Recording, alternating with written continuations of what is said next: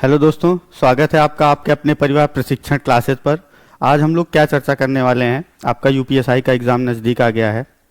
Notification तो काफ़ी पहले ही आ गई थी। तो मैं आज डिस्कस करने वाला हूं कि मैथमेटिक्स की तैयारी आप यूपीएसआई के लिए कैसे करें। उत्तर प्रदेश सब इंस्पेक्टर के लिए आप गणित की तैयारी कैसे करें, क्या आपका सिलेबस रहेगा, क्वेश्चंस कैसे आते हैं, और एक डिटेल्ड एनालिसिस वीडियो है ये आपकी, जो आपके पिछले एग्जाम में क्वेश्चन कैसे आए हैं, किस चैप्टर का आपका ज़्यादा वेटेज रहा है, कौन सा चैप्टर आपसे कम पूछा गया है, कौन सा नया टॉपिक आपसे पूछ लिया गया है। ये हम इन सारी चीज़ों पे चर्चा करेंगे। पहले ये जानेंगे कि एग्ज़ाम होता कैसा है आपका। ऑफलाइन माध्यम में होगा इस बार एग्ज़ाम आपका। ये नोटिफिकेशन आया था कि इस बार जो आपका एग्ज़ाम होगा वो पेन एंड पेपर मोड में होगा। अब ऑनलाइन सिस्टम हटा दिया गया है। तो चलिए वीडियो में आगे बढ़ते हैं और देखते हैं क्या क्या चीज़ें हैं आपकी, और शुरू करते हैं। पहले तो ये देख लेते हैं हम कि आपका जो एग्ज़ाम होता है, पहले तो ये वो नोटिफिकेशन था जो उत्तर प्रदेश पुलिस ने जारी किया था अपने एक्स प्लेटफॉर्म पे। ठीक है, इसको पढ़ लीजिएगा आप लोग। आपकी 4242 पद हैं टोटल। आपके कितने पद आए हैं? 4543 पदों पे आपकी इस बार की भर्ती होने वाली है दरोगा की। ठीक है, ये देख लीजिए। पहले यहाँ देखते हैं कि आपका एग्जाम किस तरीके से होता है। आपके 4 सेक्शन होते हैं एग्जाम में। क्या क्या? आपकी मैथ पूछी जाती है, हिंदी हो गया, रीजनिंग हो गया और जीके जीएस। सब 40-40 क्वेश्चन के पेपर में आपके 40-40 क्वेश्चन रहते हैं इन चारों पार्ट्स के। मैं केवल आज मैथमेटिक्स पे बात करने वाला हूं। और आपका पेपर होता कितनी देर का है? 2 घंटे का पेपर होता है आपका। निगेटिव मार्किंग आपकी नहीं होती है, तो परेशान नहीं होना है। निगेटिव मार्किंग है नहीं तो आप कितने भी क्वेश्चन अटेम्प्ट कर सकते हो। 160 क्वेश्चन होता है, 400 नंबर का होता है। हर क्वेश्चन आपका कितने नंबर का हो जाएगा? 2.5 नंबर का हो जाएगा। ठीक है, हर एक क्वेश्चन आपका 2.5 मार्क्स का है और निगेटिव मार्किंग है नहीं, तो आप कितने भी सारे क्वेश्चंस आप अटेम्प्ट कर सकते हो आराम से। और 2 घंटे का पेपर होता है, तो थोड़ा आपको टाइम मैनेजमेंट भी सीखना पड़ेगा, क्योंकि टाइम मैनेज आप करोगे, क्योंकि 40 क्वेश्चन रीजनिंग और 40 क्वेश्चन आपको क्या करना है? मैथ्स का करना है। तो ये थोड़ा हैवी पार्ट हो जाता है आपके एग्जाम का। क्यों? क्योंकि आप 40 क्वेश्चन मैथ्स के करोगे तो कम से कम आप 40 मिनट लोगे। इसीलिए कहते हैं कि क्वेश्चंस को सेकंड्स में बनाने की आपको प्रैक्टिस करनी चाहिए। मैं भी आपको बताऊंगा कि किन तरीकों से आप अपना टाइम मैनेजमेंट भी कर सकते हो और क्या सारी चीज़ें आपको नई नई सीखनी चाहिए, ताकि जो आपका एग्जाम होता है उसमें आप आसानी से अपना समय बचा सको। चलिए, ये चीज़ें हो गई, आगे देखते हैं। तो पहले तो एनालिसिस कर लेते हैं आपका जो पिछले साल का 2 पेपर हुए हैं 2021 और 2017 में, उसमें किस चैप्टर से आपके कितने क्वेश्चंस आए हैं, वेटेज क्या रहा है, कौन सा चैप्टर आपसे ज़्यादा पूछा गया, किन चैप्टर से आपके सवाल नहीं आए हैं और क्या नए टॉपिक्स आपसे पूछ लिए गए हैं। इन सब चीज़ों पे हम बात करेंगे और आगे बढ़ेंगे, धीरे धीरे एक एक चीज़ें देखते रहेंगे। जैसे ये देखिए, आप 2021 का ये चार्ट है आपका, इधर आपका 2017 है। इधर आपका क्या लिख दिया गया है? मैंने यहाँ इधर चैप्टर्स के नाम हैं आपके, और ये नंबर ऑफ क्वेश्चंस लिखे गए हैं, जितने क्वेश्चंस आपके पूछे गए हैं। 2021 में आपकी कितनी शिफ्ट में एग्जाम हुआ था? 54 शिफ्ट में एग्जाम हुआ था। ठीक है, काफ़ी ज़्यादा बच्चों ने फॉर्म भरा था। 54 शिफ्ट में आपका एग्जाम हुआ था। और 2017 में क्या हुआ था? 27 शिफ्ट में आपका एग्जाम हुआ था। ठीक है, 27 शिफ्ट में आपका एग्जाम हुआ था। अब आप देखिए, नंबर सिस्टम से 132 क्वेश्चन आए हैं 2021 में, तो ये आपका बहुत इंपॉर्टेंट टॉपिक हो गया। और इधर देखा जाए 2017 में भी 83 क्वेश्चन आए हैं, जबकि केवल 27 शिफ्ट में ही एग्जाम हुआ था। तो नंबर सिस्टम आपका एक बहुत अच्छा क्या बन जाता है? मोस्ट इंपॉर्टेंट टॉपिक बन जाता है। यहाँ से आपका क्वेश्चन जरूर पूछता है। नंबर सिस्टम में बहुत सारे पार्ट हैं आपका। डिविजिबिलिटी रूल हो जाता है, रिमाइंडर थ्योरम हो जाती है आपकी, यूनिट डिजिट हो जाता है, नंबर ऑफ जीरोज निकालने के लिए कह देता है, आपसे फैक्टर्स के बारे में पूछ लेता है, फैक्टर्स का सम पूछ लेगा। ठीक है, फैक्टर्स गुणनखंडों की संख्या पूछ लेगा, इवन गुणनखंड,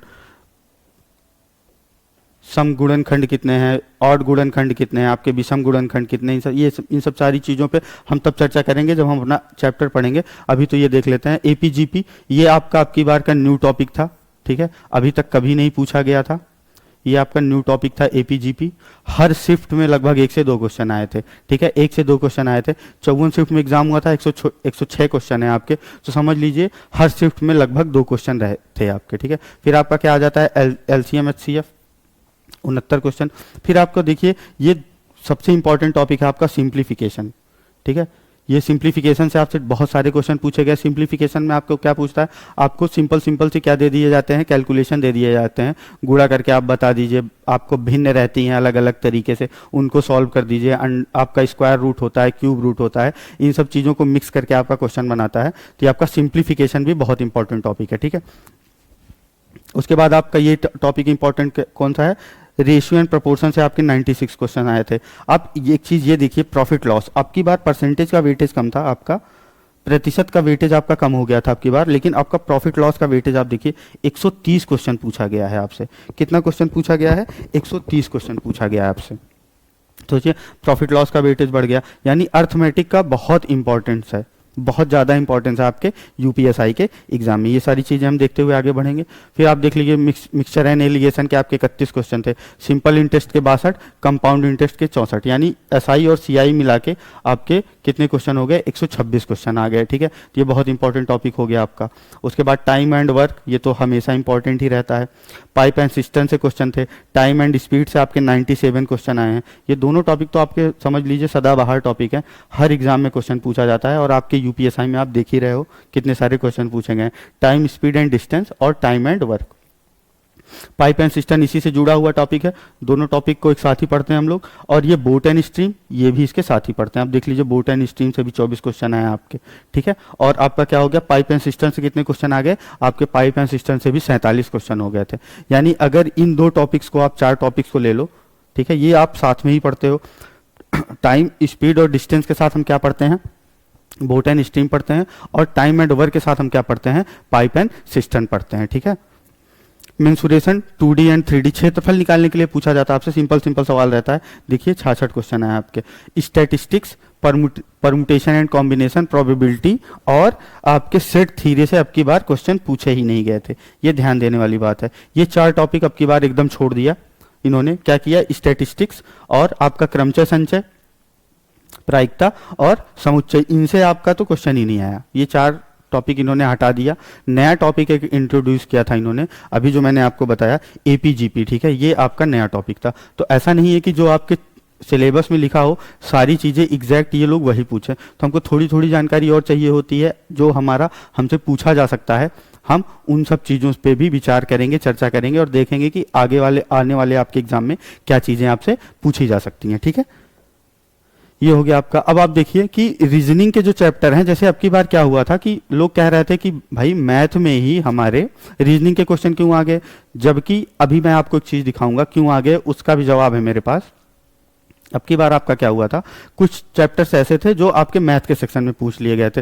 वो क्या चैप्टर्स थे आप देख लीजिए, 2021 की बात यहाँ, जबकि 2017 है आपका। ठीक है, 2017 में भी आपका ऐसा हुआ था, लेकिन कम हुआ था। आपकी बार फ्रिक्वेंटली हो गया, कई सारे चैप्टर्स आपके पूछ लिए गए। क्या क्या? Calendar, direction series, mathematical operations, mirror image, syllogisms और सीटिंग अरेंजमेंट। इन आपके 1 2 3 4 5 6 7 हैं। ठीक है, 7 टॉपिक से आपके बाद आपके ये 7 टॉपिक पिछले साल 2021 आपकी जो आपका एग्जाम हुआ है 2021 में, और उसके पहले जो एग्जाम हुआ था आपके 2017 में, इन टॉपिक से मैथ के सेक्शंस में भी क्वेश्चन आए थे। और क्यों आए थे वो चीजें मैं आपको बताऊंगा।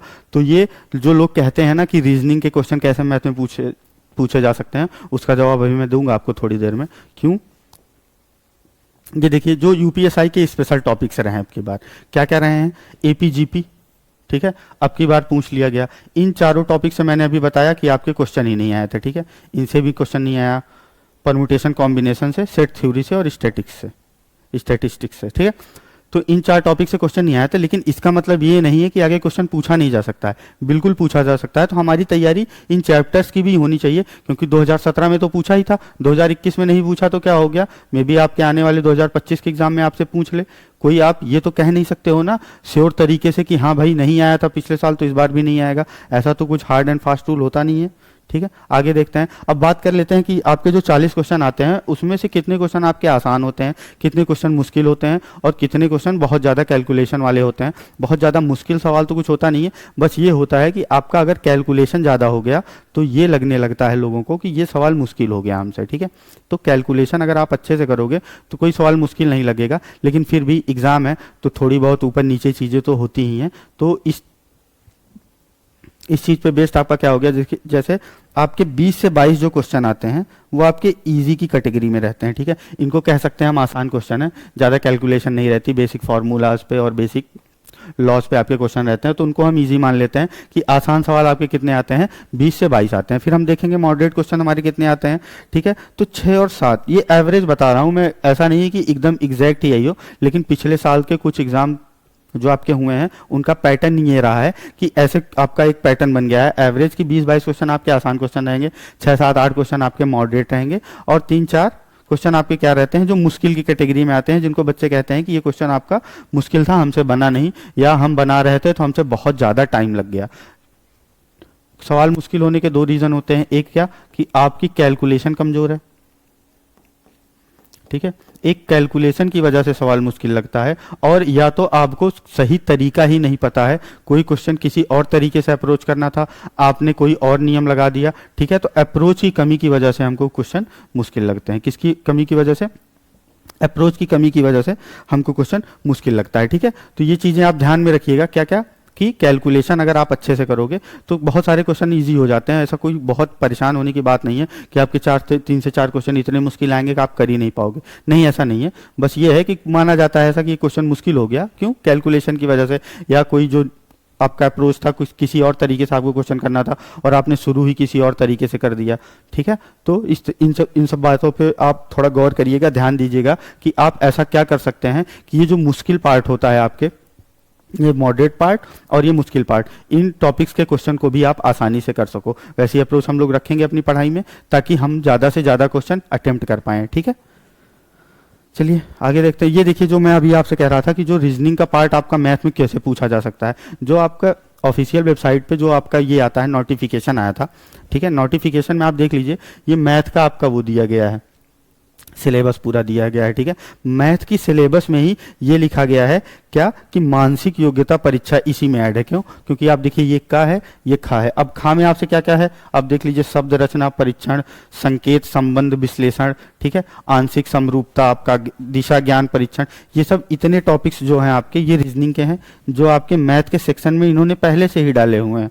तो अगर ये रीजनिंग के सेक्शन में आपसे मैथ पूछ ले रहे हैं तो उनकी गलती नहीं है, ये आपको समझना पड़ेगा, ठीक है। तो मैं ये कहूँ कि मैथ के 40 क्वेश्चन नहीं आते हैं, 40 से कम क्वेश्चन आते हैं, क्योंकि मैथ के सेक्शन में भी आपकी रीजनिंग पूछी जाती है। तो वेटेज हमारा एग्जाम में रीजनिंग का थोड़ा ज़्यादा हो जाता है। लोग कहते हैं 40 नंबर की 40 क्वेश्चन का ही रीजनिंग आएगी, लेकिन ऐसा नहीं है। रीजनिंग लगभग आपकी 50 क्वेश्चन तक जाती है, मैथ आपका 30, 32, 27, 28 ऐसे ही पूछा जाता है, ठीक है।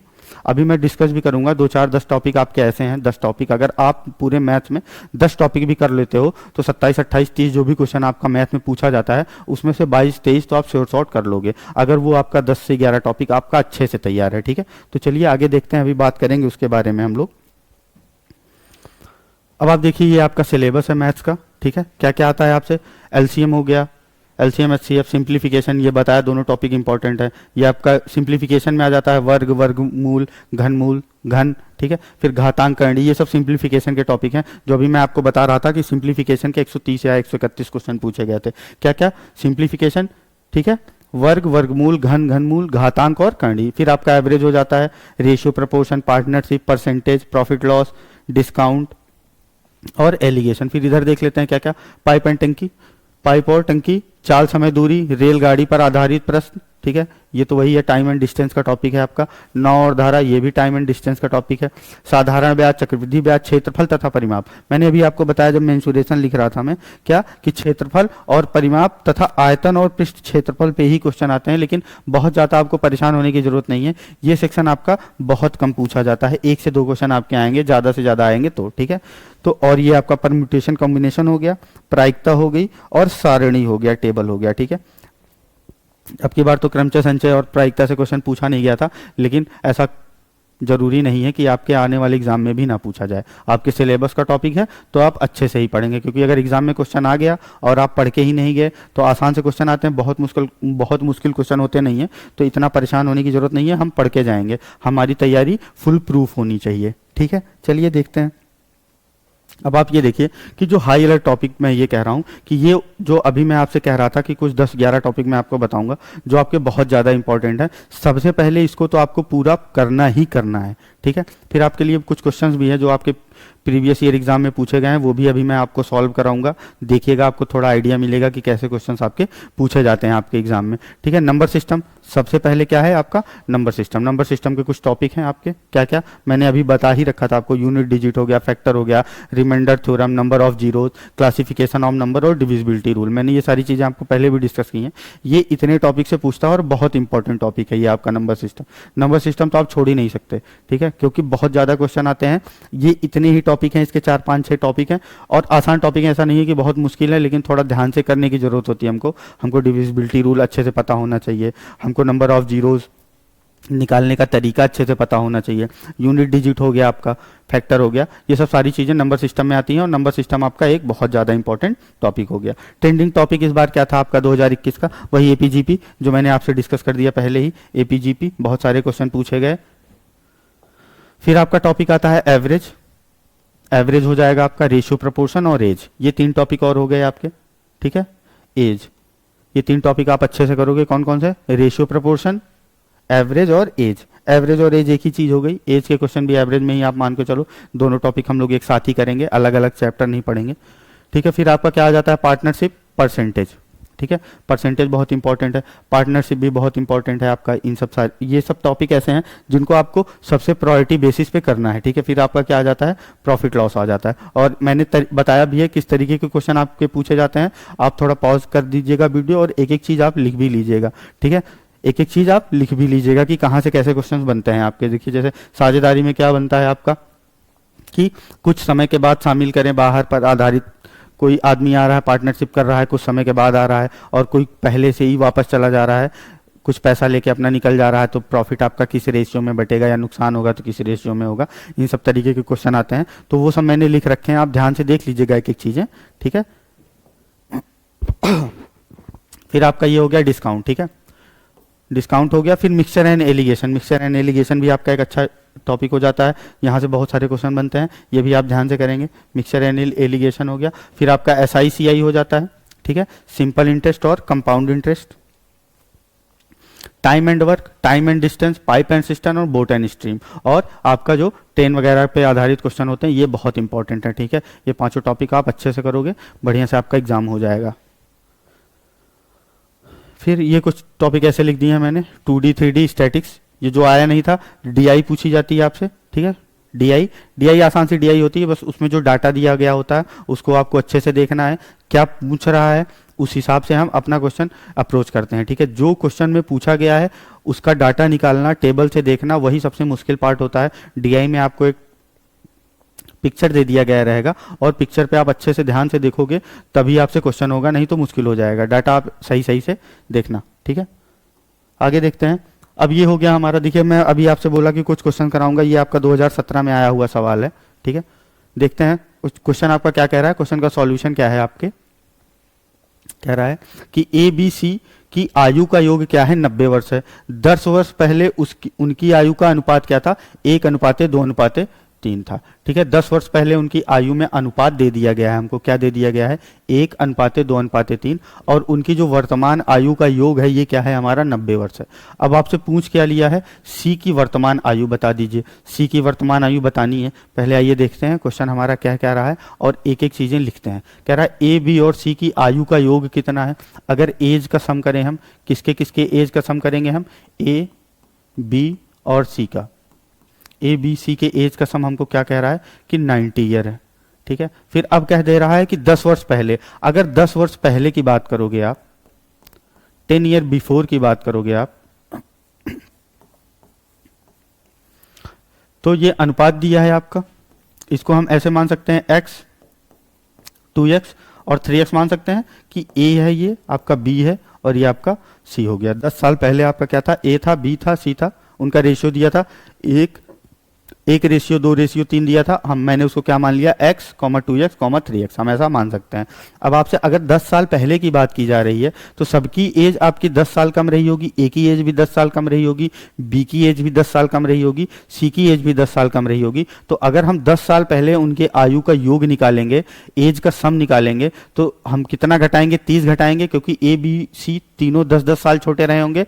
तो अगर मैं 10 साल पहले उनकी आयु का योग करता हूं और उनका अनुपात दिया था 1:2:3, जिसको मैंने x के फॉर्म में क्या मान लिया है, x, 2x, 3x। अगर हम इनका योग करेंगे क्या हो जाएगा, x plus 2x plus 3x हो गया आपका। ये किसके बराबर हो जाएगा, आपके 90 था, ठीक है। वर्तमान आयु 90 है, लेकिन अगर 10 साल पहले की बात कर रहे हैं तो हम 90 में क्या घटा देंगे, 30 घटा देंगे। क्यों, क्योंकि A 10 साल छोटा, B 10 साल छोटा और C भी 10 साल छोटा रहा होगा। तो तीनों से अगर निकालेंगे तो 10 साल तीनों के एज से निकालेंगे। ये हमारा क्या हो गया, 60 हो गया, ठीक है, 60 हो गया। अब इसको ऐड करने पे हमारा क्या आया, 6x आया। यहां से x की वैल्यू क्या आ जाएगी, 60/6, यानी x की वैल्यू हमारी क्या आ गई, 10 आ गई, ठीक है। x की वैल्यू हमारी क्या आ गई, 10 आ गई। आई होप इतनी चीजें आप समझ गए होंगे। हमसे c की वर्तमान आयु पूछा है।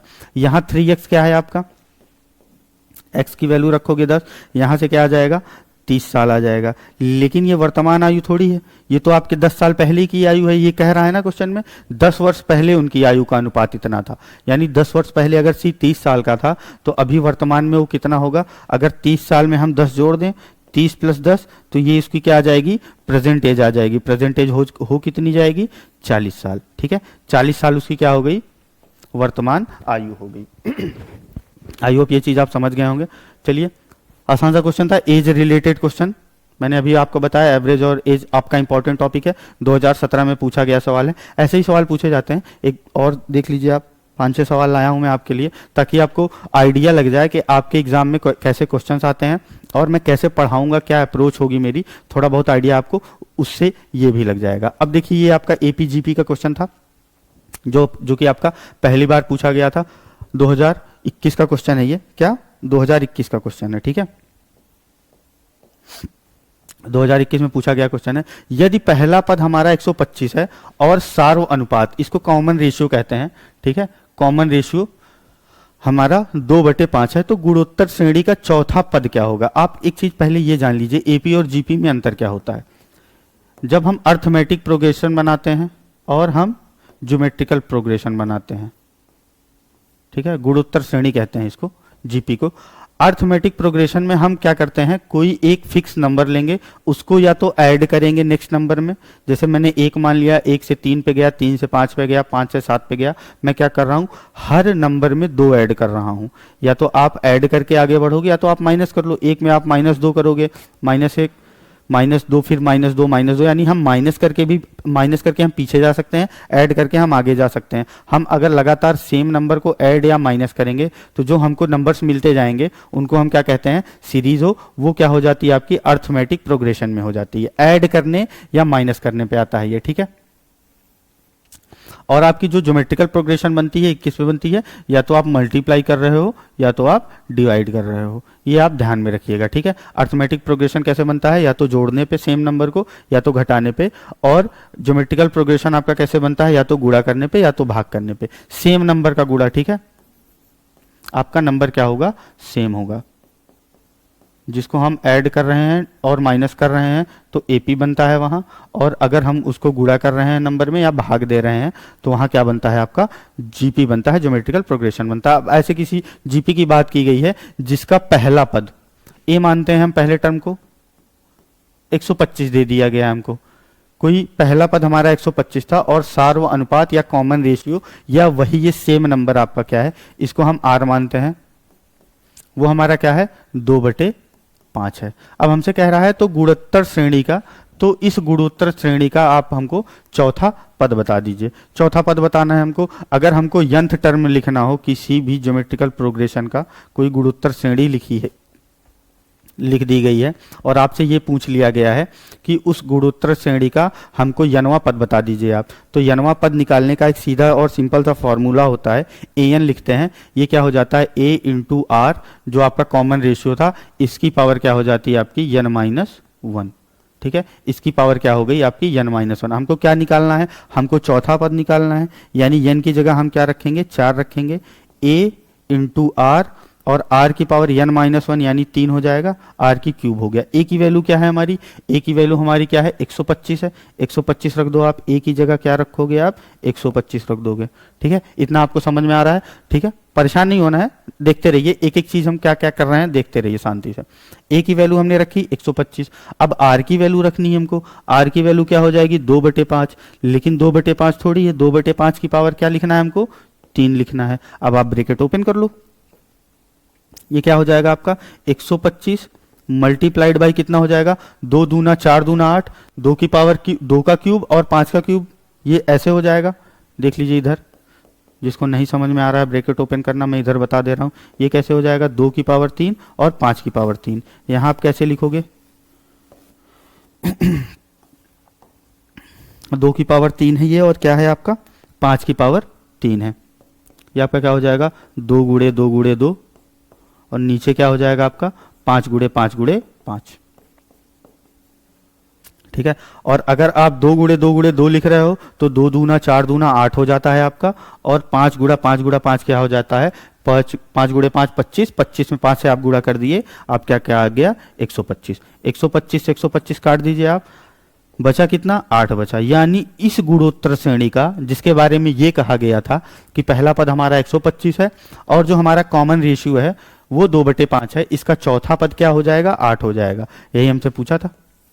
ठीक है, ऐसे ही क्वेश्चन आते हैं आपको, कोई मुश्किल वाली बात नहीं, लेकिन आपको ये सब चीजें पता होनी चाहिए। यंथ टर्म क्या होता है, ठीक है, गुणोत्तर श्रेणी का सम क्या होता है, अर्थमेटिक प्रोग्रेशन का सम क्या होता है, ठीक है, ज्योमेट्रिकल प्रोग्रेशन का आपका सम क्या होता है, ये सब आपको अगर पता हो तभी आप क्वेश्चन कर पाओगे। तो मैं एक एक चीजें आपको बताऊंगा कहाँ से क्या कौन सा फॉर्मूला बनता है आपका, और आप अलग अलग टाइप के क्वेश्चंस को कैसे अप्रोच करते हो। ये सिंपल सा क्वेश्चन था, देख लीजिए। अगर आपको यही वाला फॉर्मूला याद होता तो आप आसानी से कर पाते। ठीक है, कौन सा फॉर्मूला याद रखना था हमको, हमको ये वाला फॉर्मूला याद रखना था, कौन सा, कि a की पावर n, अगर nth टर्म हमको निकालना है तो an बराबर क्या हो जाएगा आपका पहला पद गुड़े सार्व अनुपात की पावर क्या है n-1। जिस पद की हम बात कर रहे होंगे, चौथे पद की बात कर रहे थे, तो n बराबर वो पद हो जाएगा। ठीक है, आई होप ये चीज आपको समझ में आ गई होगी। चलिए बढ़ते हैं अगले क्वेश्चन की तरफ। अपना अगला क्वेश्चन देखते हैं, 2021 में पूछा गया आपका एक टाइम एंड वर्क का एक क्वेश्चन है, बढ़िया सवाल है। देखिएगा क्या कह रहा है, a 94 दिनों में एक कार्य कर रहा है, b 141 दिनों में यही कार्य कर सकता है, c 188 दिन में यही कार्य कर सकता है। तो पहले a ने अकेले कार्य किया है, दूसरे दिन पहले दिन a ने अकेले कार्य किया है। ध्यान से देखिएगा क्या क्या कह रहा है क्वेश्चन। क्वेश्चन आपसे कह रहा है कि a ने पहले दिन कार्य किया है। ठीक है, a ने क्या किया है, a ने पहले दिन कार्य किया है। फिर पहले दिन किसने कार्य किया है, a ने अकेले कार्य किया है। ये भी ध्यान से देखिएगा कि a ने पहले दिन अकेले कार्य किया, और जब दूसरे दिन की बात हो रही है, दूसरे दिन की जब बात हो रही है तो b और c हमारा मिलके काम कर रहे हैं। दूसरे दिन किसने काम किया है, b और c ने एक साथ कार्य किया है। ध्यान से देखिए क्या लिखा है, एक साथ कार्य किया है। ठीक है, अभी आप देखते रहिए क्वेश्चन, आप ध्यान से पढ़ते रहिए। फिर जब तीसरे दिन की बात हो रही है तो ए और सी ने मिलकर कार्य किया है। किसने किया है, ए और सी ने मिलकर एक साथ कार्य किया है। यदि वे इस चक्र को दोहराते हैं तो कुल कितने दिनों में कार्य को पूरा कर सकते हैं, कुल कितने दिनों में कार्य को पूरा कर सकते हैं अगर वो इसी चक्र को दोहराएं, कि पहले दिन आपका ए कार्य करे, दूसरे दिन आपका बी और सी कार्य करें, और तीसरे दिन आपका ए और सी कार्य करें। फिर जब चौथा दिन आएगा तो ए पहले कार्य करेगा, पांचवें दिन बी और सी, और छठे दिन आपका ए और सी। इसी चक्र को ये दोहराते जाएंगे तो कितने दिन में ये कार्य आपका पूरा हो जाएगा। पहले कार्य के बारे में हम देख लेते हैं। ए हमारा कितने दिन में कार्य कर रहा है, पहले ये चीजें देख लेते हैं। ए हमारा कितने दिन में काम कर रहा है, ठीक है, यहां लिखते हैं, थोड़ा कुछ चीजें समझानी भी रहेंगी। ए कितने दिन में कार्य कर रहा है हमारा, 194 दिन में काम कर रहा है। यहां क्या लिख लेते हैं, डेज लिख लेते हैं। 194 में नहीं, 94 दिन में काम कर रहा है। ए आपका कितने दिन में काम कर रहा है, 94 दिन में काम कर रहा है। बी आपका कितने दिन में कार्य कर रहा है, ए हमारा 94 दिन था, बी हमारा 141 दिन में काम कर रहा है। बी हमारा 141 दिन में काम कर रहा है, तो बी के सामने क्या लिख दिए, 141 दिन लिख दिए। अब हमारा क्या है, सी 188 दिन में काम कर रहा है, तो सी का लिख लेते हैं। सी कितने दिन में काम करेगा, 188 दिन में काम करेगा। ठीक, अब इसके बाद क्या करते हैं, इसके बाद हम क्या करते हैं, जितने दिनों में अलग अलग व्यक्ति काम कर रहे हैं उनका क्या निकालते हैं, एलसीएम निकालते हैं। एलसीएम निकाल लीजिए आप, 94, 141 और 188 है। अगर मैं तो निकालना चाहूँ तो मैं तो डायरेक्ट भी निकाल सकता हूँ, लेकिन आपके लिए समझा देता हूँ। 94, 141 और 188 है आपका, ठीक है। पहले किससे डिवाइड करेंगे, पहले 2 से डिवाइड करेंगे। 2 से जैसे डिवाइड किए ये 47 हो गया आपका, ये आपका क्या हो गया 141 है तो कटेगा नहीं, इसको ऐसे ही छोड़ दो आप। ये कितना हो जाएगा, 2 9 18 और 2 चौका 8, ठीक है। फिर आपका कटेगा, 2 से कटेगा 47, नहीं कटेगा। 2 से कटेगा 141, नहीं कटेगा। 2 से आपका 94 कट जाएगा, आप कहोगे बिल्कुल कट जाएगा, आप लिख लीजिए 47 हो गया आपका, ठीक है। अब ये नंबर आप ध्यान से देखो तो 47 से तो कट ही रहा है, ये दोनों नंबर आपका 47 से कट रहा है, ठीक है। लेकिन आप एक चीज आप ध्यान से देखो तो ये आपका अभी नंबर 3 से कट रहा है, तो हम 3 से काट लेते हैं। ये आपका 47 हो गया, ये आप 3 से काटोगे, 3 चौका 12, 3 7 21, ठीक है। ये आपका क्या हो गया 47 हो गया। फिर लास्ट में आपको 47 47 47 मिल गया, आसान सा नंबर। एक बार एक बार एक बार। डिवीजन मेथड से एलसीएम निकालने का तरीका भी बता दे रहा हूं यहीं आपको। ऐसे हम डिवाइड कर लेते हैं, फिर ये जो नंबर्स आते हैं इनको आपस में हम क्या करते हैं, ऐड कर लेते हैं। ये 2 दूना 4 3, 12 गुणे 47 हो जाएगा।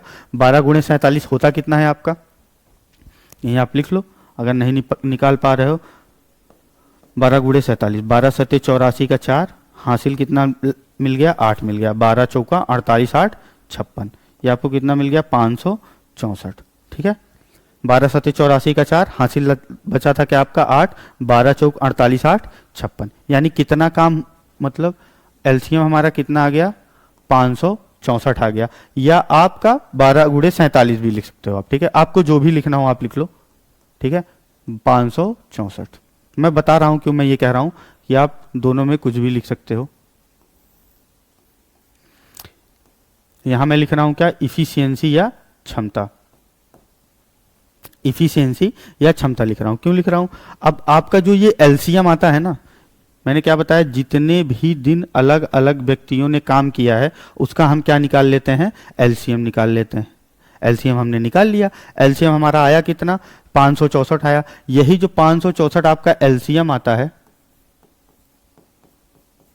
ये आपका क्या हो जाता है, टोटल वर्क हो जाता है, ठीक है। इसी को हम क्या मान लेते हैं कि इतना काम ये मिलके कर रहे हैं, टोटल वर्क हो गया इनका, ठीक है। लेकिन अब आप मुझसे पूछोगे क्षमता कैसे निकालते हैं।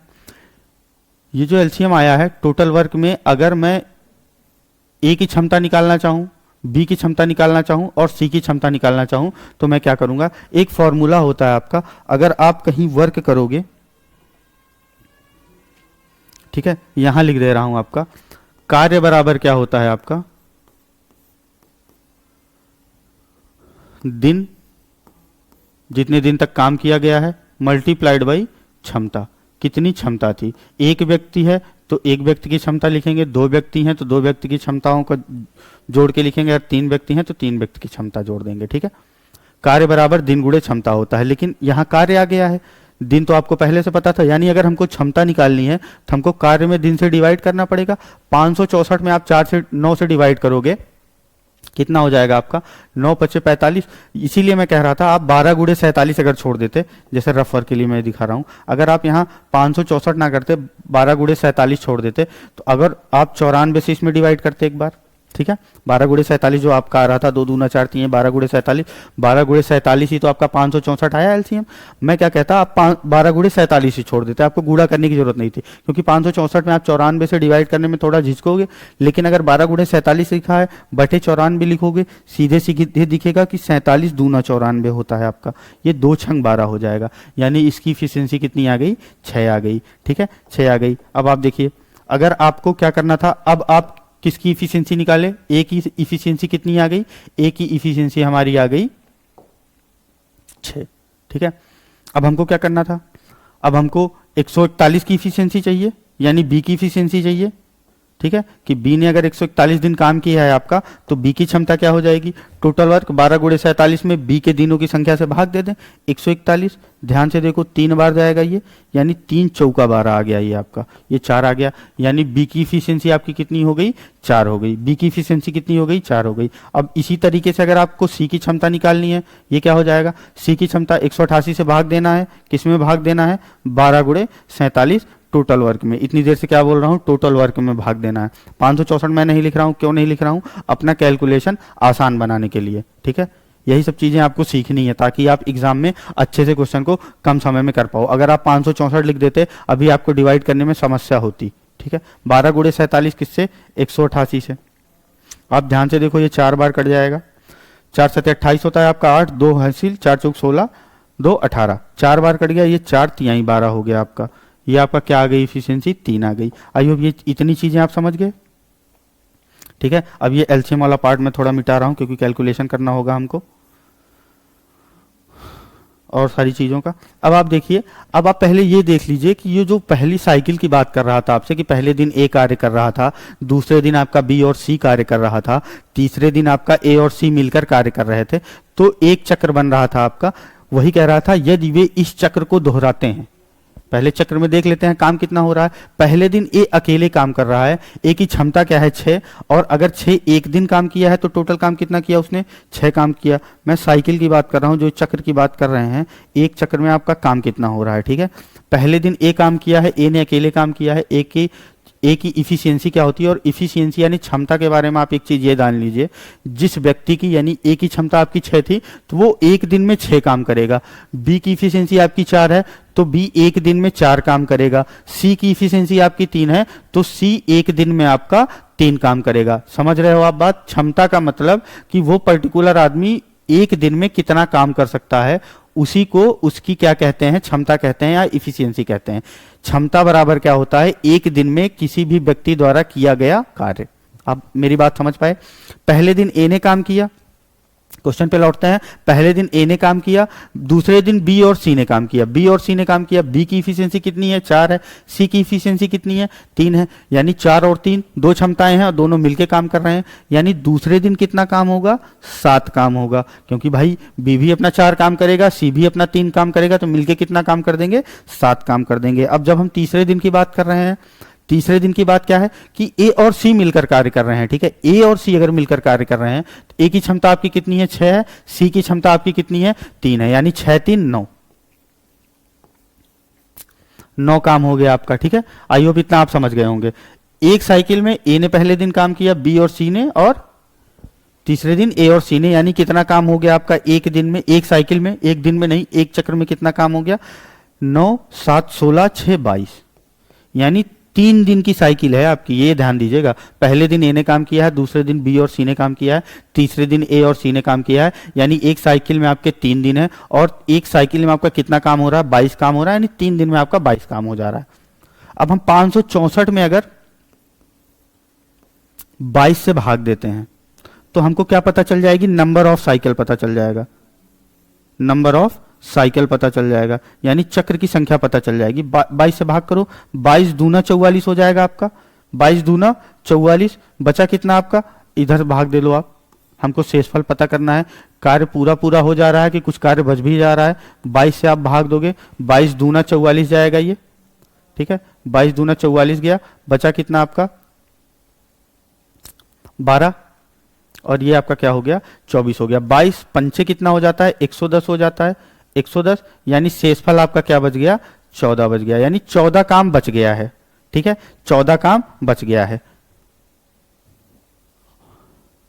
और भाग कितनी बार गया था, 25 बार गया था। यानी 25 बार तो टोटल भाग जाएगा आपका, 25 बार टोटल भाग जाएगा आपका। 25 साइकिल आपकी पूरी है, और बचा हुआ काम कितना बच गया आपका, 14 यूनिट काम बच गया है आपका, ठीक है। अब ये 14 यूनिट काम कौन करेगा, मेरी आप बात समझ रहे हो। क्या किया मैंने, जितना नंबर ऑफ साइकिल निकालने के लिए जितना टोटल कार्य था उससे एक साइकिल में कितना काम हो रहा है उससे डिवाइड कर दिया, तो 25 पूरा कटा था, 14 यूनिट काम आपका शेष बच गया था। 14 यूनिट करेगा कौन अब जैसे ही 25 साइकिल कंप्लीट होगी तो फिर कौन रिपीट करेगा, ए रिपीट करेगा। ए एक दिन में कितना काम करता है, ये 14 यूनिट काम बचा है आपका, ठीक है। कितना बचा है, 14 यूनिट काम बचा है। 25 साइकिल आपकी पूरी हो गई है, बात आप मेरी समझ रहे हो? यहाँ से 25 साइकिल आपकी पूरी हो गई। एक साइकिल में क्या था, ए पहले दिन काम कर रहा था, दूसरे दिन बी और सी काम कर रहा था, तीसरे दिन ए और सी काम कर रहा था। जैसे ही अगली साइकिल आ रही थी तो कौन सबसे पहले काम कौन कर रहा था, ए कर रहा था। यानी अगर आपका 14 यूनिट काम बचा है, इसमें पहले काम कौन करेगा, ए करेगा। और ए कितना काम कर देगा आपका, जितनी उसकी क्षमता है, 6 यूनिट काम ए ने कर दिया। ठीक है, 6 यूनिट काम ए ने कर दिया। अब आपका काम बच कितना गया, 8 यूनिट काम बचा है। अब 8 यूनिट काम अब बच गया है। अब कौन काम करेगा, दूसरे दिन आपका बी और सी आ जाएंगे। बी और सी की मिला के क्षमता कितनी है, 7 है। बी और सी की मिला के क्षमता कितनी है, 7 है। यानी ये कितना काम कर देंगे, आपका 7 यूनिट काम कर देंगे। 7 यूनिट काम कर देंगे। पूरे दिन काम करेगा ए, पूरे दिन काम करेगा तो 6 यूनिट काम हो जाएगा। बी और सी पूरे दिन काम करेंगे तो 7 यूनिट काम हो जाएगा। फिर आपका कितना काम बच गया, अगर 8 में 1 यूनिट काम आपका बच गया है। अब ये 1 यूनिट काम कौन करेगा, आपका तीसरे दिन ए और सी करेंगे। ए और सी की मिला के क्षमता कितनी है, 9 है। यानी एक दिन में ये कितना काम कर रहे हैं, 9 काम कर रहे हैं। तो 1 यूनिट काम ये कितने दिन में करेंगे, 1/9 डेज में करेंगे। आप मेरी बात समझ रहे हो, पूरा दिन थोड़ी लगेगा। जब वो एक दिन में 9 काम कर रहे हैं तो एक काम करने में उनको कितना समय लगेगा, 1/9 दिन का समय लगेगा। अब आप मेरी बात ध्यान से समझिएगा। कहां कर दूं मैं, यहां करता हूं। ठीक है, एक बॉक्स बना लेता हूं, नंबर ऑफ डेज हमको निकालने थे। ठीक है, आप ध्यान रखिएगा, आखिरी दिन कितना काम हुआ है, 1/9 दिन का काम हुआ है। ठीक है, 1/9 दिन का काम हुआ है। हमारी साइकिल कितनी थी, 25 साइकिल थी हमारी। और एक साइकिल में दिन कितने थे, 3 दिन थे। मैंने बताया था, पहले दिन ए काम कर रहा है, दूसरे दिन बी और सी काम कर रहा है, तीसरे दिन ए और सी काम कर रहे थे। यानी एक साइकिल में 3 दिन थे। तो 25 गुणे 3, यहां से हमारा कितने दिन काम हुआ था, 75 डेज। ठीक है, 75 डेज। फिर क्या हो रहा था, ए काम कर रहा था एक दिन, 6 यूनिट काम खत्म हो रहा था। फिर बी और सी काम कर रहे थे दूसरे दिन, यानी 2 दिन और काम हो रहा था। ठीक है, 2 दिन और काम हो रहा था, प्लस 2 डेज। इतना काम हो जाने के बाद कितना काम बच रहा था आपका, 1 डे का काम बच रहा था, 1 यूनिट काम बच रहा था। और वो 1 यूनिट काम आपका कितने दिन में खत्म हो जा रहा था, 1/9 दिन में खत्म हो जा रहा था। ये आपका टोटल क्या हो गया, 77 और प्लस 1/9, 1/9 डेज। इन तीनों के अगर आप ऐड करोगे तो 75 2 77 हो जाएगा ये आपका, और 1/9 और बच जाएगा। यानी 77 सही 1/9 दिन लगेगा। ये आपका किस ऑप्शन में है, ऑप्शन सी में है। ठीक है, देखिए कैलकुलेशन मुश्किल नहीं थी आपकी। ठीक है, मैंने इतना आपको समझाया एक एक चीज, इसलिए मुझे इतना टाइम लगा। आपको थोड़ी सी चीजें पता होती तो आपसे फटाफट हो जाता है ये क्वेश्चन। ठीक है, तो इस तरीके का क्वेश्चन आता है, थोड़ा बड़ा होता है आपका क्वेश्चन, मुश्किल तो रहेगा, ऐसा नहीं कि सारे क्वेश्चन एकदम आसान रहेंगे। ये थोड़ा आप जो मैं आपको बता रहा नहीं रहा था कि 22-23 क्वेश्चन आपके आसान रहते हैं, 6 से 7 क्वेश्चन आपके मुश्किल, और 3-4 क्वेश्चन बहुत मुश्किल। तो इनको आप मॉडरेट से थोड़ा टफ की कैटेगरी में रख सकते हो। ये ऐसा क्वेश्चन है आपका। आई होप कोई ये चीज आपको समझ में आ गई होगी। नहीं भी समझ में अगर आई है तो मैंने इतनी डिटेल में समझाया है, एक बार आप इसको रिवाइज कर लीजिएगा। ठीक है, फिर अगर नहीं समझ में आता है तो फिर मैं बता सकता हूं आपको। ठीक, चलिए आगे बढ़ते हैं, अगला क्वेश्चन देखते हैं। अब ये क्वेश्चन क्या कह रहा है, एक सीआई का क्वेश्चन ले लें, 2021 में ही पूछा गया है। कह रहा है 6000 पर वार्षिक और अर्धवार्षिक रूप से प्रतिवर्ष 6% की दर से 1 वर्ष के लिए मिले चक्रवृद्धि ब्याज के बीच का अंतर क्या है, क्या अंतर है। क्वेश्चन क्या कह रहा है कि 6000 रुपए है हमारे पास। ठीक है, कितना पैसा है हमारे पास, 6000 है। अब कह रहा है एक बार 6% आपका क्या हो गया है, रेट हो गया है। रेट आपका क्या है, 6% है। 6% पे एक बार ब्याज का क्या हो रही है, वार्षिक रूप से संयोजित हो रही है, यानी ईयरली कंपाउंड हो रही है। और एक बार क्या हो रही है, अर्धवार्षिक रूप से संयोजित हो रही है, यानी हाफ ईयरली कंपाउंड हो रही है। अब अगर आप एक बार ईयरली कंपाउंड कर रहे हो तब आपका कितना ब्याज मिलेगा, और अगर एक बार आप हाफ ईयरली कंपाउंड कर रहे हो तब आपका कितना ब्याज मिलेगा। उन दोनों ब्याज के बीच में हमको क्या बता देना है, अंतर बता देना। और केस किसका है, ये आपका चक्रवृद्धि का केस है। ठीक है, कंपाउंड इंटरेस्ट का केस है। तो आप ध्यान से देखिए एक चीज, 1 साल है और एक बार क्या है आपका 6% है। जब आप क्या कर रहे हो, ईयरली कंपाउंड कर रहे हो। एक बार क्या है आपका, दूसरी बार 6% ही रेट है। अब की बार आप क्या कर रहे हो, हाफ ईयरली कंपाउंड कर रहे हो।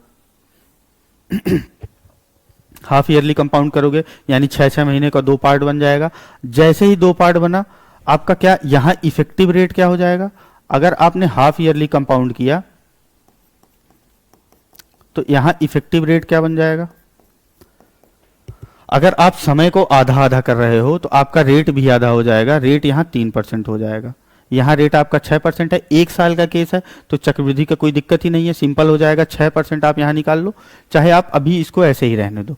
यहाँ 6% का केस है, यानी 6% ब्याज आपको यहाँ मिलेगी, क्योंकि 1 ही साल का केस है, 2 साल का केस तो है नहीं यहाँ। लेकिन दो टाइम पीरियड का केस बन जा रहा है। और एक चीज आप जानिए, अगर 2 टाइम पीरियड का केस होता है और आपको टोटल रेट निकालना होता है, जैसे एक होता है सक्सेसिव परसेंटेज चेंज, अगर वहां एक बार परसेंटेज चेंज आपका A% का हो रहा है, दूसरी बार B% का हो रहा है, तो टोटल परसेंटेज चेंज आपका क्या हो जाता है, A+B+A/B/100। ठीक है, ये फॉर्मूला होता है, इसको आप हमेशा ध्यान में रखिएगा। यानी चक्रवृद्धि ब्याज में क्या हो रहा है आपका, एक बार 3% लगेगा, फिर आपको कुछ ब्याज मिल जाएगा, वो ब्याज ऐड हो जाएगा आपके मूलधन में, फिर उस पर आप 3% का केस लगा दोगे, फिर उसको बढ़ाओगे, यानी 3% 2 बार बढ़ाओगे तो इफेक्टिव रेट क्या आ जाएगा। यहां से आप ध्यान से देखिए, 3 + 3 + 3 × 3/100 जो मैंने फॉर्मूला लिखा, और बाहर क्या, परसेंटेज का साइन, ये 3 3 6 हो जाएगा आपका। 3 त्रिक का 9, 9 में से अगर आप 100 से भाग दोगे तो ये आपका क्या बन जाएगा, 6 + 0.9%। आप अगर ध्यान से देखो, अंतर ही पूछा था हमसे, अंतर अगर हमसे पूछा है, एक बार आपका 6% ब्याज मिल रहा है, एक बार आपको 6 + 0.09% का ब्याज मिल रहा है, तो दोनों में अंतर या डिफरेंस कितने का आ गया, इसी 0.09% का ही तो डिफरेंस आया, यानी क्या आ जाएगा आपका अंतर, 0.09%। और ये किसका परसेंट बनेगा, जितना आपका मूलधन दिया है। मूलधन आपका क्या दिया है, 6000 दिया है, 6000 का 0.09% निकाल लो बटे 100, 1 0 से 1 0, 2 0 से 2 0 कट गया। ठीक है, अब आपका ये क्या बनेगा, 6 9 54, यानी 5.4। कितने का अंतर आएगा, 5.4 रुपए का। 5.4 आपका है किस ऑप्शन में, ऑप्शन ए में है। आई होप ये चीज आप समझ गए होंगे। ठीक है, बढ़िया सवाल था ये।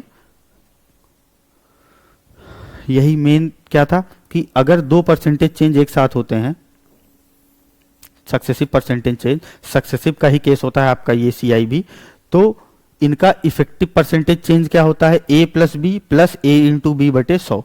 वही फार्मूला मैंने यहां यूज किया। इफेक्टिव रेट पे, रेट कितना था, 3% था, लगातार 2 बार लगेगा, क्योंकि हाफ ईयरली कंपाउंड हो रहा है, तो 6 महीने का 2 टाइम स्लॉट बन जाएगा आपका। 3 + 3 + 3 × 3/100 कितना आ गया था, ये 6 + 0.09%। और पहली बार आपको क्या मिला था, 6% ही ब्याज मिलेगा इस मूलधन पे।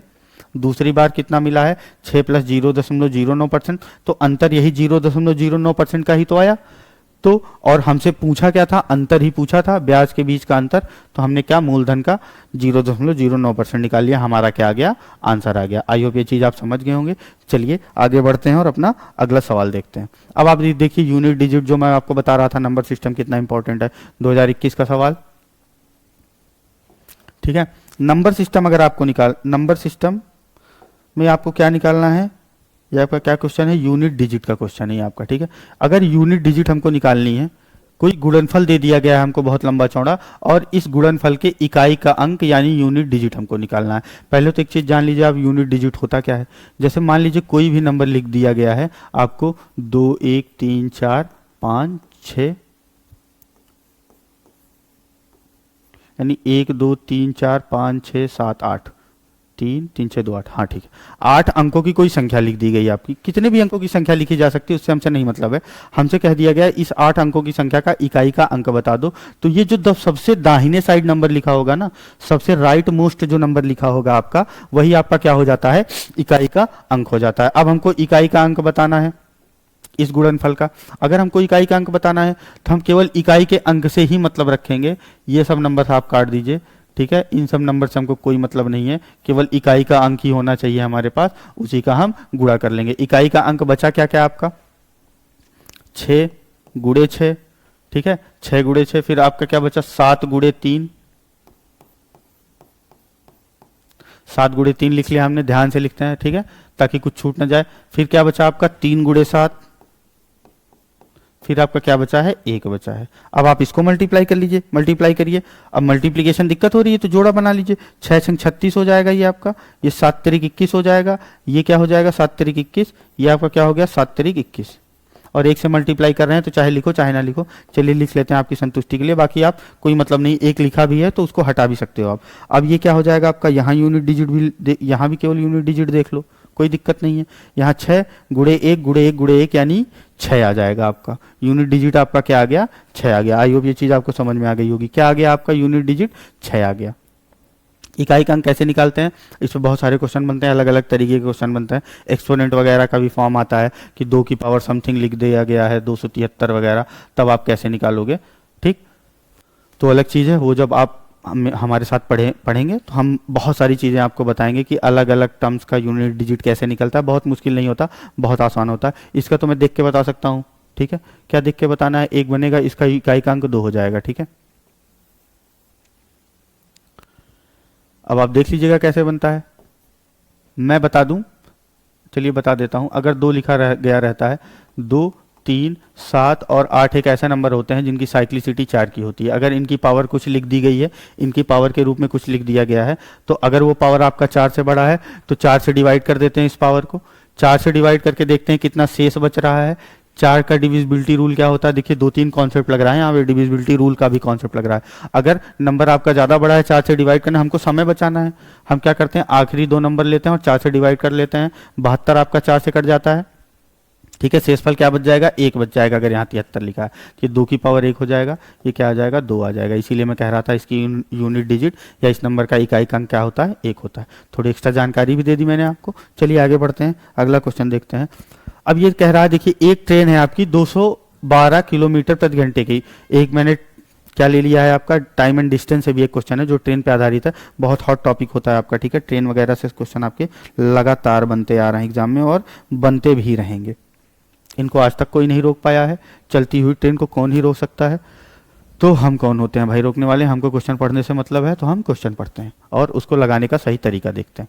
एक ट्रेन कितनी की स्पीड से गति कर रही है हमारी, 212 किलोमीटर प्रति घंटे की रफ्तार से, कितनी, 212 किलोमीटर प्रति घंटे की गति से स्टेशन ए से स्टेशन बी के लिए चली, ठीक। फिर कह रहा है 45 मिनट बाद दूसरी ट्रेन 20 किलोमीटर प्रति घंटे की गति से स्टेशन बी से स्टेशन ए की ओर चली। यदि दोनों स्टेशनों के बीच की दूरी 855 किलोमीटर है तो दोनों ट्रेनें स्टेशन ए से कितनी दूरी पर मिलेंगी। चलिए मिलाप करवाते हैं, ठीक है, मिलाप करवाते हैं दोनों ट्रेन का, और कितनी दूरी के बाद मिलेंगी यही हमको बताना है। पहले क्या देखते हैं, एक स्टेशन यहाँ बना लेते हैं, एक स्टेशन यहाँ बना लेते हैं। ये हमारा ए स्टेशन हो गया, ये हमारा बी स्टेशन हो गया, ठीक है। एक ट्रेन यहाँ से चल रही है, इसकी रफ्तार क्या है, 212 किलोमीटर प्रति घंटा। दूसरी ट्रेन जो बी से ए की ओर चल रही है उसकी रफ्तार क्या है, यानी उसकी गति क्या है, 20 किलोमीटर प्रति घंटा। और इनके दोनों की बीच की दूरी हमको दे दी गई है क्या, 855 किलोमीटर। वो हम देख लेते हैं, 855 किलोमीटर इन दोनों स्टेशन के बीच की दूरी दे दी गई है हमको, ठीक है। आई होप इतनी चीज आपको दी गई है, इतनी चीज हमने लिख लिया। अब आप देखिए क्या करेंगे, एक चीज और दी गई है कि जो दूसरी ट्रेन है वो 45 मिनट बाद चल रही है भाई। दूसरी ट्रेन आपकी 45 मिनट बाद चल रही है, लेकिन पहली ट्रेन तो चल चुकी है। अब हम ये देखेंगे 45 मिनट में पहली ट्रेन कितनी दूर चल चुकी है। पहले ये देख लीजिए 45 मिनट में स्पीड कितनी है। अगर हमको डिस्टेंस निकालना है, डिस्टेंस निकालना है, हमारा डिस्टेंस का फॉर्मूला क्या होता है, दूरी का फॉर्मूला क्या होता है। अगर हमको डिस्टेंस निकालना है तो हम क्या करते हैं, स्पीड इंटू टाइम करेंगे, चाल गुणे समय। डिस्टेंस निकालनी थी हमको कि जो 45 मिनट बाद चल रही है बी ट्रेन, बी के चलने के पहले ए ने कितनी दूरी तय कर ली, ट्रेन जो ए से निकल रही है ट्रेन वो कितनी दूरी तय कर लेगी, उसकी स्पीड क्या है आपकी 212 किलोमीटर प्रति घंटा है। टाइम क्या हो जाएगा आपका, 45 मिनट है, 45 मिनट को घंटे में बदल लो। अगर मिनट को घंटे में बदलना है हमको तो हम क्या करते हैं, 60 से डिवाइड कर लेते हैं। 45/60 हो जाएगा ये, 15 तियां 45, 15 चौका 60, यानी 3/4 घंटे आ गया। अब 45 मिनट की जगह हम क्या रख देते हैं, 3/4 रख देते हैं। ये 3/4 रख के देखते हैं, 3/4 रख दिया हमने। 4 से आप डिवाइड करो, 4 पंचे 20 हो जाएगा ये आपका, और 4 तियाई 12 हो गया। मल्टीप्लाई कर लो, ये आपका क्या आ जाएगा, 159 किलोमीटर ये ट्रेन चल चुकी है, 159 किलोमीटर चल चुकी है। अब जब दोनों ट्रेनें, जब आपकी बी ट्रेन ए के लिए चलेगी तब तक आपकी बी से जो ट्रेन आपकी निकल रही है, मैं क्या कहना चाह रहा हूं थोड़ा ध्यान से समझिए, जब बी से आपकी दूसरी ट्रेन निकल रही है तब तक आपकी ए स्टेशन से निकलने वाली ट्रेन 159 किलोमीटर चल चुकी है। यानी अब जब दोनों ट्रेनें एक साथ चल रही हैं तब कितनी दूरी बची है वो निकालने के लिए हम क्या करेंगे, 855 में से आप क्या करो 159 को घटा दो, घटा दीजिए, कितना आएगा, 15 में से 9 चला जाएगा आपका 6 बचेगा, ठीक है, यहां 4 बचा, 14 में से 5 गया 9 बचा, यहां क्या बचा 696, ठीक है, क्या बचा 696। एक बार ध्यान से देख लीजिए, सही किया है मैंने, 15 में से 9 गया 6, 14 में से 5 गया 9, फिर 7 में से 1 गया 6, यानी 696 किलोमीटर बचा डिस्टेंस आपकी। अब दोनों ट्रेनें एक ही दिशा में चल रही हैं, ठीक है, दोनों ट्रेनें एक ही दिशा में चल रही हैं, तो ये 696 किलोमीटर की दूरी कितनी देर में तय कर लेंगी, 696 किलोमीटर की दूरी कितनी देर में तय कर लेंगी ये बताना है हमको। 696 किलोमीटर है, देख लीजिए आप, 696 किलोमीटर बटे कितना हो जाएगा आपका 212 प्लस 20 आप करोगे तो कितना आ जाएगा 232, ये आपका किलोमीटर, ठीक है, 232 हो गया है। थोड़ा जगह बना लेते हैं कैलकुलेशन करने के लिए। मैं क्या कर रहा हूं, 696 किलोमीटर की दूरी, ये दोनों ट्रेनें कितनी देर में तभी तो मिलेंगी भाई, दोनों एक तरफ चल रही हैं, तो रिलेटिव स्पीड में क्या होगा, जो आपकी दोनों स्पीड होगी वो ऐड हो जाएगी, यानी दूरी हमारी कितनी थी 696 की थी और स्पीड कितनी थी 232 की थी, कितनी देर में तय कर लेगी ये 600, ये सीधे सीधे 3 बार जा रहा है, यानी 3 घंटे में ये तय कर लेगी दूरी। अब 3 घंटे में आपकी ट्रेन ए कितनी दूर चली जाएगी, ट्रेन बी कितनी दूर चली जाएगी, आप ये देख लीजिए। अगर मुझे निकालना है भाई 3 घंटे में मिल गया, पहले 45 मिनट को तो हमने हटा दिया, 159 किलोमीटर वो पहले ही चल चुकी थी। मैं ये कह दूं, अगर आपको ये ध्यान से देखिए, ये 855 किलोमीटर की दूरी थी टोटल, ठीक है, ये दूरी कितनी थी 855 किलोमीटर की थी। ध्यान से देखिएगा मैं जो बात बताना चाह रहा हूं आपको, 855 किलोमीटर की दूरी थी, यहां से कोई ट्रेन चल रही थी आपकी और यहां से कोई ट्रेन चल रही थी, ये बाद में चली है। मैंने क्या किया, पहले 45 मिनट बाद चली थी, तो 45 मिनट में मैंने जो ट्रेन आपकी ए से चल रही थी उसके द्वारा तय की गई दूरी निकाली, उसके द्वारा तय की गई दूरी कितनी आ गई 159 किलोमीटर आ गई, यानी यहां कहीं पहुंची होगी 159 किलोमीटर, ठीक है, ये आ गया आपका। फिर आपका ये कितना आ गया 696 किलोमीटर आ गया, ये आपका आ गया था 696 किलोमीटर जब मैंने इससे घटा दिया।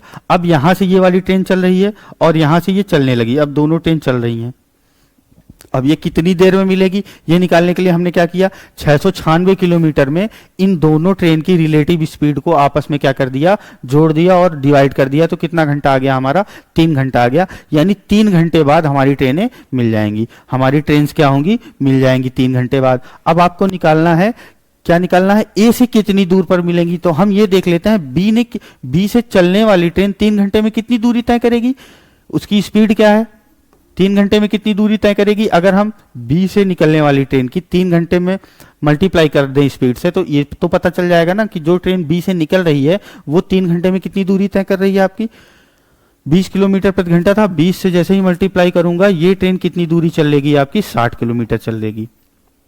अब हमको यही तो बताना था, दोनों ट्रेनें ए से कितनी दूर पे मिलेंगी। अगर मैं यहां से 60 किलोमीटर चला दूं इसको, ये कितना चल गई 60 किलोमीटर चल गई आपकी, यहीं मिलेंगी कहीं, यहां मिलेगी। अब ए से हमको दूरी निकालनी है, हम ये 60 किस में माइनस कर दें, अगर ये टोटल डिस्टेंस 855 में माइनस कर दें 60, तो हमको ये पता चल जाएगा कि दोनों ट्रेनें ए से कितनी दूरी पर मिल रही हैं। ए से कितनी दूरी पर मिल रही हैं 855 माइनस 60, ये आपका कितना हो जाएगा 795 किलोमीटर आ गया, ठीक है, 795 किलोमीटर। किस ऑप्शन में है आपका, ऑप्शन सी में है। बढ़िया सवाल था, आई होप समझ में आ गया होगा, नहीं भी समझ में आया होगा तो एक बार आप क्या करिएगा, रिपीट करके देख लीजिएगा, दोबारा आपको समझ में आएगा मैंने क्या क्या समझाया है, ठीक है। चलिए आगे बढ़ते हैं। ये तो कुछ क्वेश्चन थे जो आपके एग्जाम में आए हैं, PYQs थे 2021 और 2017 के, तो आप को एक मोटा मोटा बेसिक आइडिया लग गया होगा कि आपके एग्जाम में क्वेश्चन कैसे आते हैं। हल्के क्वेश्चन एकदम नहीं आते, ठीक है, बढ़िया क्वेश्चन आते हैं। तो इस बात पे आप बिल्कुल मत जाइएगा कि भाई एग्जाम बहुत आसान होता है, ये कर देंगे वो कर देंगे। वो सोचने का तरीका थोड़ा गलत भी होता है, लेकिन ये भी नहीं सोचना है कि एग्जाम आपका बहुत मुश्किल आएगा, वो भी गलत तरीका है। ये सोचो कि अगर हम मेहनत करेंगे, ढंग से पढ़ाई करेंगे, तो हमसे ऐसे क्वेश्चन भी बनने लगेंगे, कोई दिक्कत वाली बात नहीं है। चलिए कुछ चीज़ों पे और बात कर लेते हैं। जैसे कुछ डाउट रह गया होगा आपके मन में, क्या क्या, कि मैथ सबसे कमजोर है, कैसे मजबूत करें, मैथ्स को पढ़ने का सही तरीका क्या है, सिलेबस कब तक कंप्लीट होगा, नोट्स कैसे बनाएं, एडवांस मैथ बहुत इंपॉर्टेंट है कि एडवांस मैथ आता है कि नहीं आता, ये सारे क्वेश्चंस होते हैं आप लोगों के मन में। सिलेबस कंप्लीट करने के बाद स्कोर नहीं बढ़ रहा, क्या करें, मॉक लगाने की शुरुआत कब करें, मैथ की प्रैक्टिस कहाँ से करें। चलिए एक एक क्वेश्चन पे बात कर लेते हैं हम। पहला क्या है हमारा कि मैथ सबसे कमजोर है, मजबूत कैसे करें। ठीक है, पहले तो आप क्या करो, मैथ का पूरा सिलेबस, कहीं से भी आप किसी से भी पढ़ रहे हो, कहीं से भी जुड़ो, आप पहले एक बार मैथ का पूरा सिलेबस अच्छे से कंप्लीट कर लो। ठीक है, आप मैथ के क्वेश्चंस करो, पहले आप अपना चैप्टर खत्म करो, उसकी प्रैक्टिस करो। मतलब एक बार आपको सिलेबस पूरा करना है, फिर उसकी प्रैक्टिस करनी है।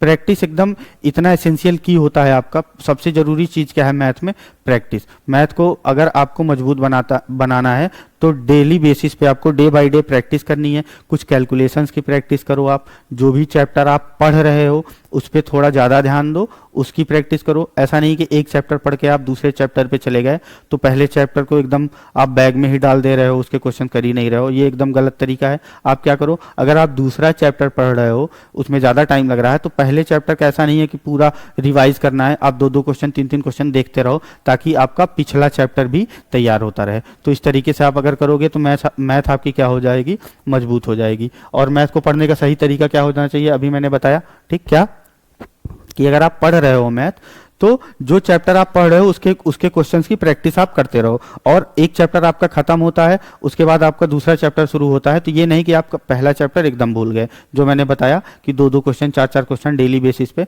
आपने जो चैप्टर्स आपने पहले पढ़ लिए हैं उनके भी करते रहिए ताकि वो आपको रिकॉल होता रहे, हमेशा दिमाग में आपके बना रहे। ऐसा नहीं कि एकदम से छोड़ दिया तो वो चीज़ें आपसे क्या हो जाएंगी, स्लिप होती चली जाएंगी और मुश्किल होता चला जाएगा। फिर सिलेबस कब तक कंप्लीट होगा, सिलेबस देखिए मैथ का सिलेबस आपका 5 से 6 महीने लग जाता है ठीक तरीके से कंप्लीट करने में, 5 to 6 मंथ्स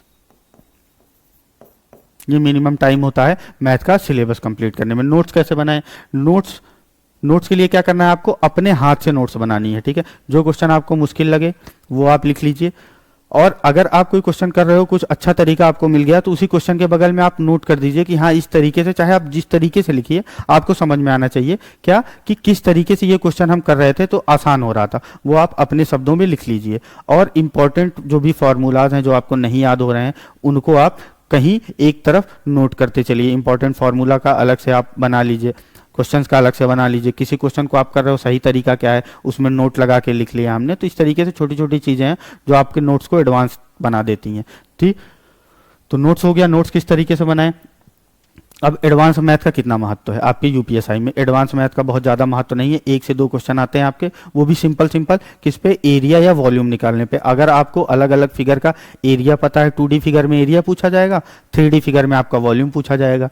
3D फिगर का आप वॉल्यूम, सरफेस एरिया और वॉल्यूम, 2D फिगर का आपको एरिया, इतने सारे फॉर्मूले हैं। अगर आप इतने याद कर लो तो आपके क्वेश्चन हो जाएंगे, आसान सा क्वेश्चन आएगा, कोई बहुत मुश्किल क्वेश्चन नहीं आएगा। तो एडवांस का बहुत ज़्यादा मतलब नहीं है, तो ये सब चीज़ें आप मन से निकाल दीजिए, बहुत आसान रहता है एडवांस। फिर क्या है, सिलेबस कंप्लीट होने के बाद स्कोर नहीं बढ़ रहा तो अब आप क्या करें, पहली चीज़ तो आप ये जानिए। उसके पहले मैं ये बता दूं आपको मॉक लगाने की शुरुआत कब करें। जैसे ही आपकी प्रिपरेशन स्टार्ट होती है, 1 हफ्ते 2 हफ्ते आप अगर कुछ भी पढ़ लिए हो तो ये मत सोचो कि हमारा क्या है कि पूरा सिलेबस कंप्लीट हो जाएगा तब हम मॉक लगाएंगे। सब जितना जल्दी से जल्दी हो सके आप मॉक लगाना चालू कर दो। धीरे धीरे आपका सिलेबस कंप्लीट होता रहेगा, धीरे धीरे आपके मॉक में नंबर भी बढ़ते रहेंगे, तो परेशान होने वाली बात नहीं है। मॉक आप जितना जल्दी चालू करोगे उतना ज़्यादा आपके लिए वो क्या होगा, बेनिफिशियल होगा। तो मॉक आप शुरू से ही लगाना चालू कर दो। ठीक है, मॉक के लिए मैंने बता दिया, सिलेबस कंप्लीट करने के बाद भी स्कोर नहीं बढ़, यही मॉक अगर आप लगाते रहोगे तो आपको ये पता चलेगा कि कौन सा टॉपिक आपका कमजोर है, जिस टॉपिक पे आपको मेहनत करने की जरूरत है। ठीक है, मॉक लगाओगे, कुछ क्वेश्चंस आपको आएंगे, कुछ क्वेश्चंस आपको नहीं आएंगे। आप ये भी सोचोगे कि ये तो हमारा पढ़ा हुआ टॉपिक था भाई, हमसे नहीं हुआ।